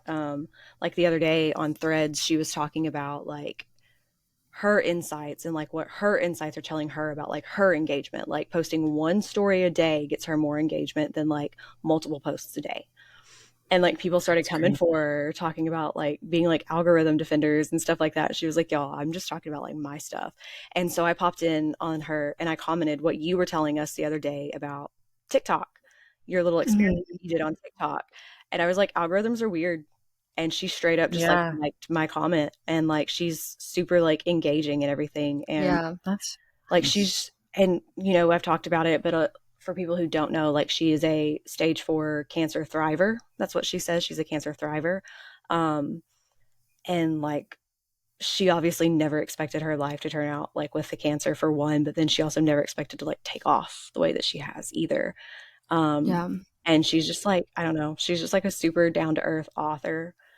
And I'm not saying no other authors aren't, but she's just like super open, and like she's like real apologetic when things don't work out for people, and like she makes sure like we know that like whenever it comes to like the bookstores like Barnes and Noble, Books a Million, Amazon, stuff like that, like I have no control. Once it's to them, like they are in control. I am not. If you have issues, you can try these things. These are the things that my team has told me to like let people know, but like let me know if it doesn't work and I'll get with my team so they can get with that team and we'll go from there. There's but a yeah, big ass bug in the room. I know. I'm like, I hate it when that happens. I don't know where it just came from. It's probably when you took the pups out to use the bathroom earlier. But another book that I'm super excited about is the sequel to my arc read that I had back before Christmas. It's called Siege to the Throne. And I'm super excited to continue that just because that arc read was a really, really good read for me. It was like my first ever arc read. So I'm really happy it turned out the way that it did. And that author is also super engaging too. Like she likes almost every post that I put up on my Bookstagram and everything. And she responds back to comments and stuff. And like, she's just super engaging. My favorite hobby with like arcs now is sending videos to these authors of myself like sobbing because they'll like my story and suddenly I can DM them and I'm like, I know. What have you done to me? I know it's so cool, like just having like that relationship, even like if you want to call it Mm, that, like having that online relationship and like just like knowing that like they are seeing it and like they are getting that validation from you. It kind of reminds me of yeah. like when we talk about it in the server when we're talking about our fix and stuff, and like Mm, having people like give that validation and stuff. Like um the Flash Fest that a bunch of the authors participated in from another server that another member runs. hmm Um, one of the other prefects won like the overall award, I think, for her Flash Fest. And like hmm everybody in our server was just like, "Oh my God, that's so awesome!" Da, da, da, da, da. And like she was just like, "Oh, okay, stop, like stop." But like it's Even just the so one cool, that like we did, the 30 and 30 fest, like yeah, hearing people's feedback and like yeah, seeing the outpouring of like love and support and like everything from that is so amazing. Like just yeah. I love the bookish community. I really, really do. Like I don't think I've the only thing that I don't like is like when people try to yuck someone's yum. hmm Yeah. Like it's like we were saying yeah, earlier, like not every book is going to vibe for every person.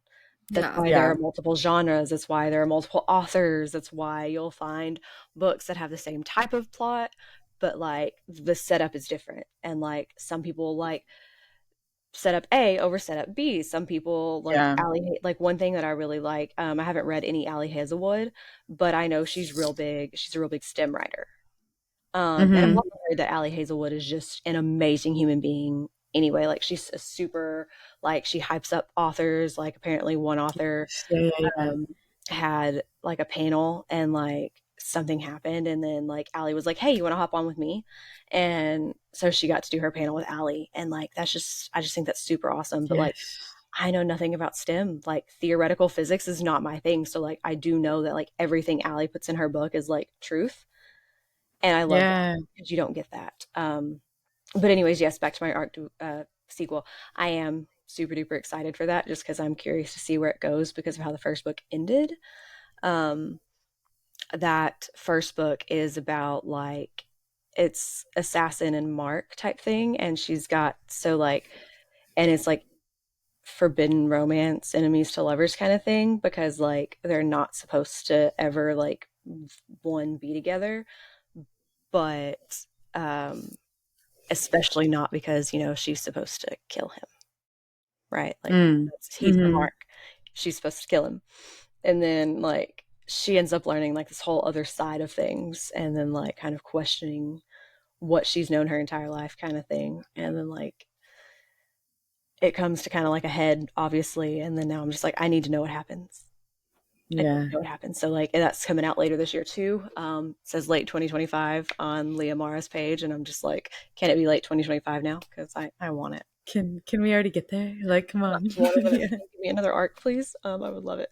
And then my last one that I'm super excited for is Laura Steven is writing under LK Steven for a new adult fantasy romance. So like it's gonna be Ooh. more explicit than this. hmm It's actually gonna be a trilogy. It's called the Silver Cloak Trilogy. And I was looking at it earlier. I did not have a whole lot of time because we had to leave to go get our hair done. hmm But I'm super excited about it because there was like one small sex scene in our Infinite Fates. And I will tell you what, it is probably like my favorite sex scene that I've ever read because it wasn't like the actual sex scene. It was Evelyn's emotions and feelings throughout the Oh, whole thing and like yeah. descriptions of like it was like this and like that and this and that because like you know, it's like centuries of them like chasing each other around and everything. And then like this finally happens for Evelyn. And like, it's just like Yeah. everything that Evelyn has felt has finally been kind of like solidified and like validated in this moment. And it's just such, it was so, so beautiful to read. Like, I wrote it, I marked it as one of my favorite scenes, one of my favorite quotes. Some of my favorite quotes were in there. And like the emotion I felt during that because like for me they already had such an emotional bond because like obviously they're like fated together um hmm for whatever reason but like and they keep coming back to each other and everything. So like they already have this emotional bond, but like having that emotion just kind of like culminate and like come to a head after Yeah. he's kind of like tried to stay away from it just because of their fate and all that. And it was Mhm. just so beautiful. And like, I'm pretty sure I cried a little bit, but there was so much happening that I was Yeah. trying to read. I was trying not to cry. So I can't, Yeah, you're like, but I'm pretty I've sure got I no time was. for tears. Let's No, go. no time for tears, but I think there were like 5 or 6 that fell out. But no, I just think showcasing the emotions with the sexual aspect of things is important Yeah. and stuff like that. And I think it's real easy to like not do that and for people to think Yeah. that just because there is like sex in a book that it's Yeah, yeah. no. Oh, especially lately, yeah. Like smut, yes, smut is smut, but there's so much more to it. yeah, Sometimes. but even then, like smut doesn't like take No, away from no, the it story doesn't at aspect either all. and stuff. So But the problem is nobody wants to hear that there's more to it either though. yeah, Yeah. Like that's a whole people, the other problem is video. that people think smut is just smut, and it's not. Yeah. Yeah. There are No. books that are just smut, but there are books Yeah. that aren't. But people hear, oh Yeah. yeah, there's a sex scene, there's fae in it, and they're like, oh okay, so it's one of those books. Yeah. Yeah. They like write it Whatever. off. Yeah. So yeah, those are my three, and I'm just gonna be sitting here wasting away, not knowing what to read because I'm waiting on those plus our other usual big three that Yeah. we can't Our just other big say as our three, top yeah. three because yeah, that's cheating. Okay. So I will preface mine by saying like one of my really my most anticipated releases was Sunrise on the Reaping by Suzanne Mm. Collins, which Mhm. obviously like we're recording post release and like stuff, but I did just want to say that. The other thing is that all of these authors that I will talk about are new authors to me, as in I haven't read their work before, but these books really drew me in, and now I'm like really excited about them. Um, so the first one is I think releasing in like 3 weeks. It's like beginning of April, maybe like second week of April, and it's called The God's Time Forgot by Kelsey Sheridan Gonzalez, and it's a fantasy. And it's like Irish mythology, um Ooh, like historical New York, enemies to lovers. Like it just sounds so interesting. interesting to me. And it's like a new twist on, like romantasy has been really big for the Yeah. past couple of years, but I think that this Yeah. is an interesting perspective on it. The artwork, like I know we say like not to judge a book by its cover, but the artwork like really draws you in. It looks really interesting, and like I've read the like snippets and praise for it, and like also the like uh summary. I was not coming up with that word. I read the summary and I was like really interested in that too. So this is like, and I really like when new authors do that for me, because like it's really easy for you to be like, oh, I'm so excited for the second book in this series that I know that I already love, but like I Yeah. really like when I'm starting new things, because then I'm like, oh, I have more to look forward to, kind of thing, right? Yeah. um so I'm pretty sure that comes out like first or second week of April. And then the next one is Silver Elite by Danny Francis, and it's like a Mhm. sci-fi romance. Ooh. um it's dystopian, and like Ooh. the thing is it's the first in a series. um and the tagline that like really got me is psychic gifts are a death sentence, and there are rules to survival. Trust no one, lie to everyone, and whatever you do, don't fall for your greatest enemy. And I was Ooh. like, oh, yeah, let's go. And like Dang. Let me the add that to my list just off that alone. Speaking of Allie Hazelwood, then she's got praise for it and says Danny Francis is a rock star, and I'm so happy that she's bringing dystopia back. I'm absolutely obsessed, and I need the next book in the series injected into my vein right now. Which, like, I was like, ooh, that is Yeah. high praise. Like, not only Yeah. is Yeah. that just, good coming from Allie Hazelwood, which we've talked about is like a really good author. I like her writing and like her books and stuff. So um to see like I always like when I see other authors like review and be like, ooh, Yeah. I know. Like I Yeah. like your writing, so I probably like this too. And then Yeah. just being so I really liked it because I was like, ooh, I love dystopians. Like give me Same, and it's more. been such a long time since I've, like, found a Has been- dystopian that, like, I've wanted to read, like, because, like, I know that, like, we're all, like, obsessed with, like, The Hunger Games and, like, Divergent and Yeah. stuff Yeah. like that because that was, like, our foray into, like, dystopian worlds and stuff, and then, like, you have your Yeah. other ones out there, but it's just, like, none of them have ever, like, hit the way that I've wanted them to, and maybe it's just because I was not in, like, a dystopia mindset, but, Yeah. like, I've been itching to get back into, like, dystopian world. Yeah. So Do you I'm guys ever read Yeah. the Uglies series? I tried to I read have that. not.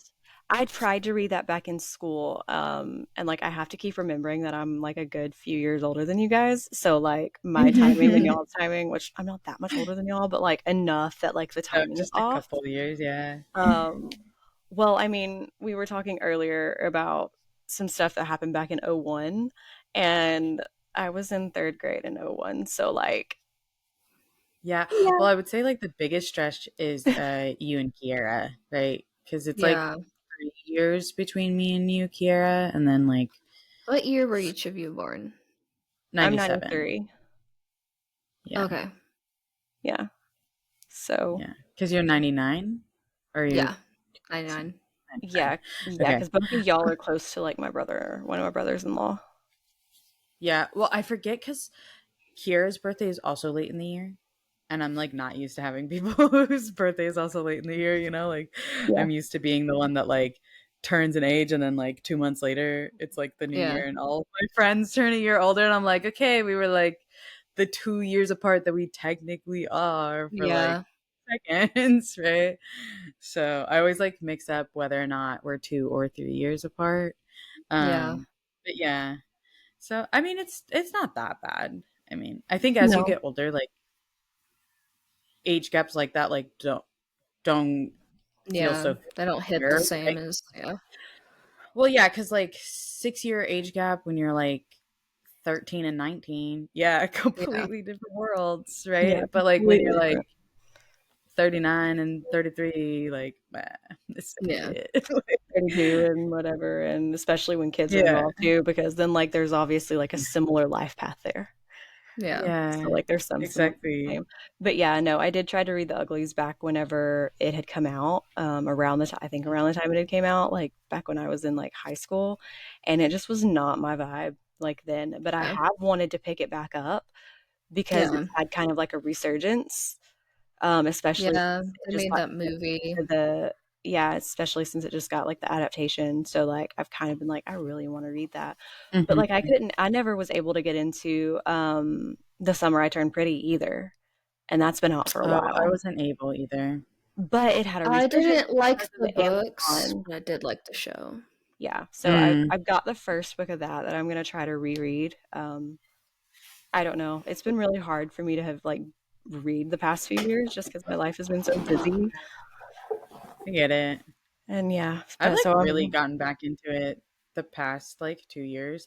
Like I was still kind mhm. of reading, but the past 2 years, I feel like I've like gotten that fervor again for like wanting to just Yeah. read and Yeah. consistently like just pick something new up. My third in my anticipated reads is Catabasis by R.F. Kuang. And I have not read any of her novels yet, but I have heard very, very good things about Mhm. the I have writing to. and the styling and just everything that I've seen about it is like very high star ratings. And so this one really calls to me because it's like a academic rivals Hmm. to lovers maybe at least like they have to get through stuff together Like a and Russian ally type like thing. yeah, and so it's like Catabasis is ancient Greek noun meaning the story of a hero's descent to the underworld. Um, Hmm.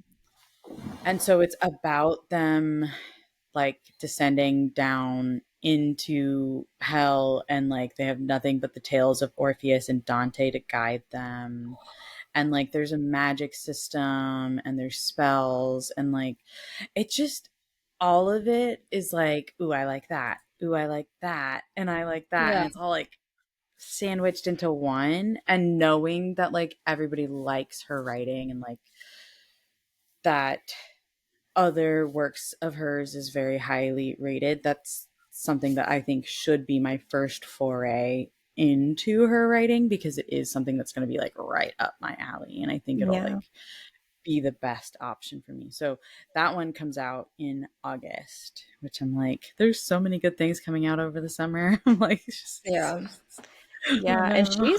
she's a relatively newer author too. Like the Poppy She War didn't is, release until yeah. 2018 and she's only 28 Mhm. years old.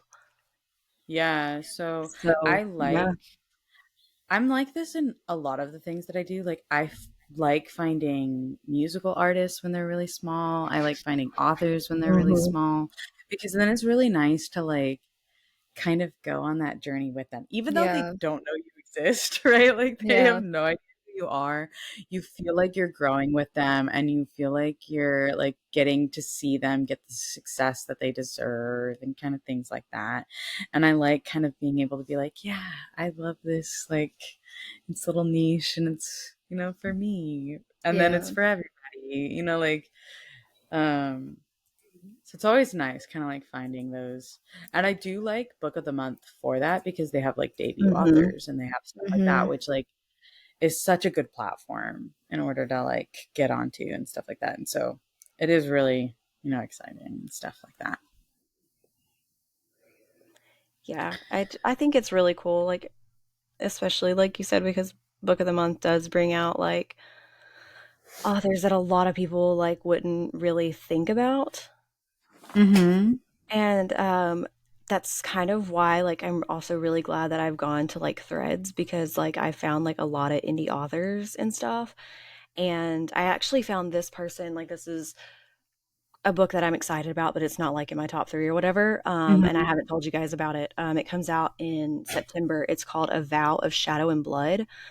And I found the author on Threads, and I'm now like an official ARC team member because I signed up in like her newsletter, and like everybody that signed up on the newsletter is an ARC team member. So it wasn't one that like you had to have so many. Um, Mhm. but let me see if I can find what it's about. But I did see it on Instagram. This book already has a 4.6 with 15 ratings. It's an enemies to lovers fantasy romance. And I'm just going to read the tagline, not the whole synopsis. It Wait, says, in I'm the looking at kingdom the. of Kaelin, humans are good for 2 things: hunting and owning. And like, it's got vampires in it and stuff too. So I'm super excited. But the author designed the cover herself Ooh. Ooh, on Canva, and like she kind of like I went through love her that. process and like was talking about it. And I just think that that's really cool. Like, I think Threads is like a really cool place, like especially book Threads, to like see all these indie authors and like Mhm. follow I them and need like, to get see their on journey. there, honestly. Yeah. You can connect your books to it. Yeah. Honestly, I That's what need I like a did. book talk and a book threads, because like I just need to be on all of the platforms. I need all of the indie authors and like all of that. Yeah, and And I it's just really love easy. like. Like I found a lot of like small time, like not really small time, but like indie PR too, Mhm. that manage like ARC releases and stuff, and like Mhm. you Yeah. like sign up and stuff. And they like there are so many on there that like NetGalley is hard for me just because I'm not able to like have a good completion rate and stuff, Yeah. Yeah. because of how busy my life is, as badly as I want to work. Like I have a NetGalley account, but like I can't make it work in the way Yeah. that I need Yeah. it to for me. And like the big publishers, they want you to have like a decent following count and stuff like that, which I get it. Yeah. I Yeah. understand Yeah. why, because they want that press, they want that, for them it Yeah. works. But like all of these other places, they're just like, we just want to get the word out. Like we want as many people to find this, because it's hard to make it like whenever you do have these bigger agencies to contend with and Mhm. stuff. So Yeah. everybody was talking about like that boycott on Amazon, And I'm just like seeing Yeah. so much stuff on book threads, and it's just like, y'all know that this is hurting the indie authors more than it's hurting Amazon. Yeah.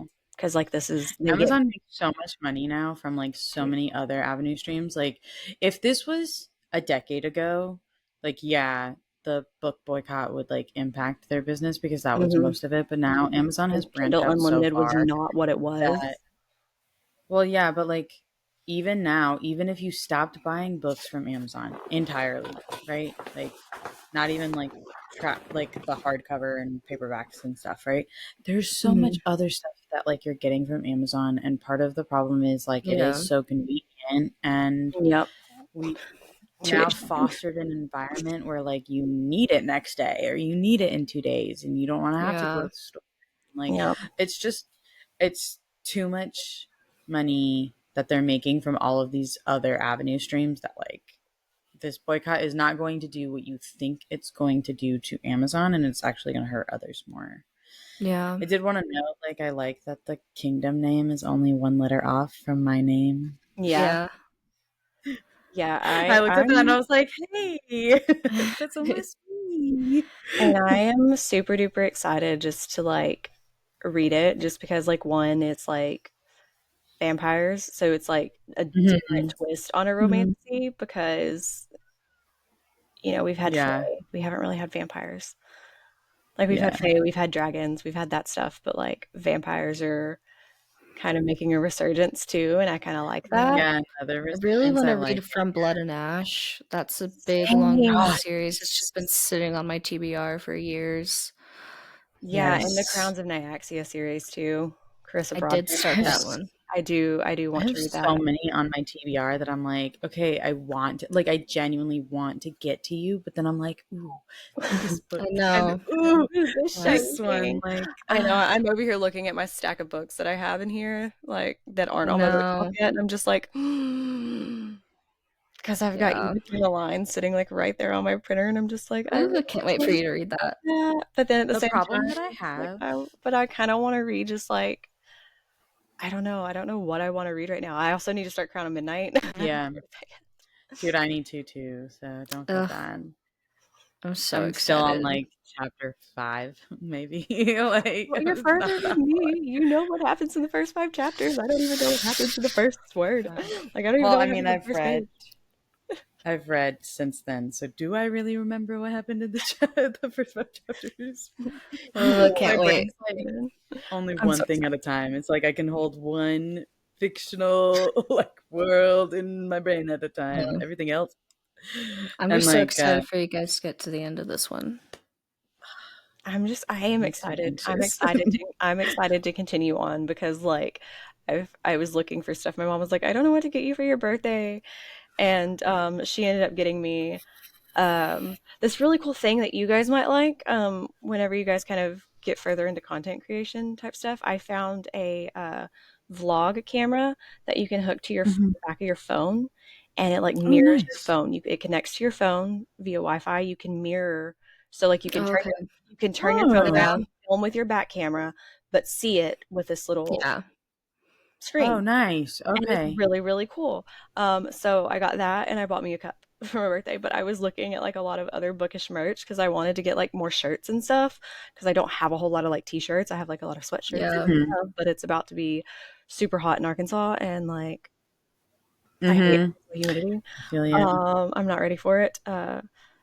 And like there were so many like Fourth Wing, Throne of Glass stuff, and like hmm all the book. There was like a Conversation Hearts book boyfriends shirt that I really, really wanted, and like there are names on there that I know are from the Throne of Glass series, just because I've seen them, just because it's been out so long. I don't know who they are, but I know like okay, I know like Rune is from Crescent Oh City. yeah. Like I know Dorian I and hear the Phil. Like I hear the Rune Dannon audio all the time.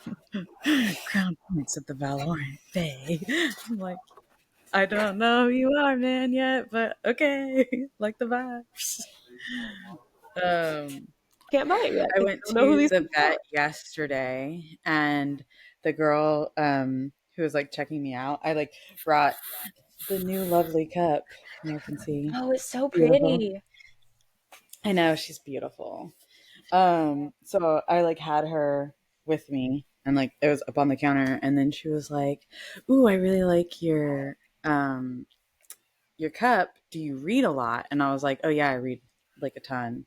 And she was like, "Oh yeah." And then like she turned and like she had a little claw clip in and it's like a bookshelf. It was super Oh, cute. that's so cute. Cute.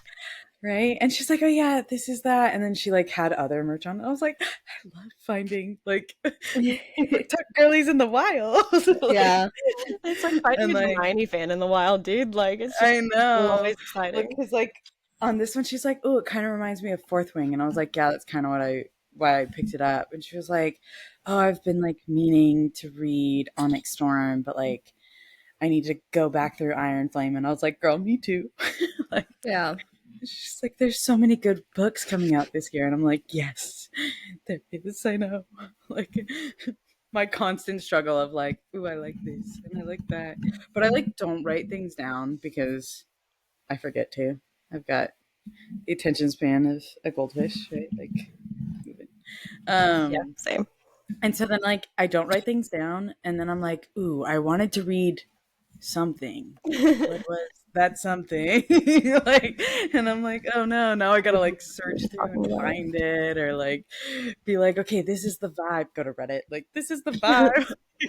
I don't know what it's called, who it's by. I know nothing. Like, help. yeah. Reddit's awesome though. But, I love Reddit. no, literally, they're so good. Like, I swear, anytime I have a question and I like can't find it, just like on a quick Google, I just go into Reddit and I search, and then immediately find like Yeah. 5 threads related to it. And I'm like, oh, sweet, like thank you. Or like if I don't want my Google history to like reflect that search, Incognito mode. like, Incognito even mode. sometimes I'm like, I don't even want incognito mode to know only behavior. Oh my gosh, no. Yeah, I don't know. I'm super excited. Lots of good books and lots of good TV shows. Yeah, lots of good things Oh, in general. Like, thanks for tuning in and listening to us talk about our March Book of the Month picks, or not March Book of the Month picks, and our rating systems, and also just what we're excited to hear and hear about and read about this year. Let us know what you guys are excited about, or if anything we have read catches your attention, or if you've read anything we have read and would like to add your thoughts and comments on. Don't forget to like, comment, subscribe, follow, whatever it is, whatever social platform you're on tells you to do. Um, I don't know what our next episode will be about because we're still kind of just winging it and just doing whatever. So if you've stuck with us so far, thanks. Bye. Bye. bye.